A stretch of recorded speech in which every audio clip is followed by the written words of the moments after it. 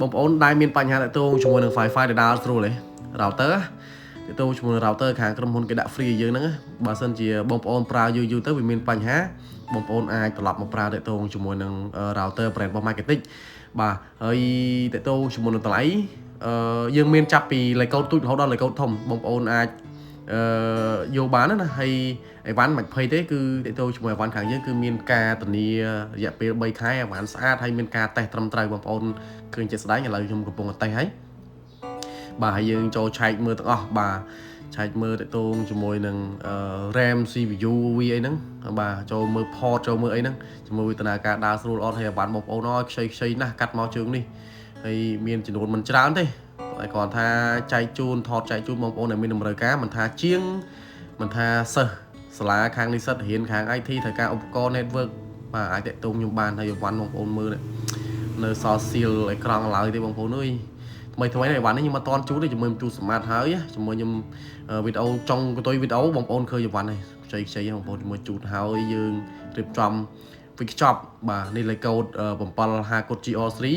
អានេះ version ថ្មីទេបងប្អូនបាទបាន version ថ្មីទៀតកាត់មកបាទពីដើមហើយ951 UI នេះក៏951 UI សារនេះ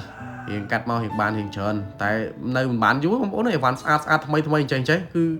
ជាងយើងលេបទឹកមាត់ហើយបងប្អូនណាដែលមានតម្រូវការតាក់ទងមកវឹបបាទមុនគេមកអីវ៉ាន់ថ្មីនៅមិនបានយូរបងប្អូនបាទចឹងកុំភ្លេចរុះរាន់ឡើងអីវ៉ាន់ស្អាតហើយធានារហូតដល់3ខែ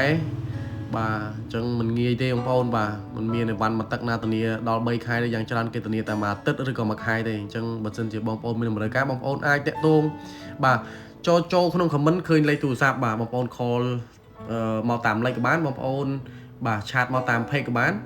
បាទឬមួយក៏បងប្អូនបាទតាក់ទងមកតាម link Telegram ហ្នឹងក៏បានដែរបាទអញ្ចឹងអីវ៉ាន់ស្អាតបងប្អូននេះតាក់ទងមកវឹបមកមុនគេបានអីវ៉ាន់ស្អាតមុនគេហើយមិនមែនតែ router របស់ Marketing ហ្នឹងបងប្អូនណាបាទមាន router របស់ TP-Link មានប្រភេទពួក modem ប្រើ SIM បាទមានប្រភេទពួក access point បំបែកឡើងតាមចុះឡើងតាមបន្ទប់បងប្អូនអាចចូលឆែកមើលនៅក្នុង page ក៏បានបងប្អូនអាចចូលទៅ Telegram ក៏បានដែរនៅក្រុម profile ឃើញតាក់ទងជាមួយនឹង channel Telegram ខ្ញុំមួយទៀតបាទអញ្ចឹងបងប្អូនអាច scroll មើល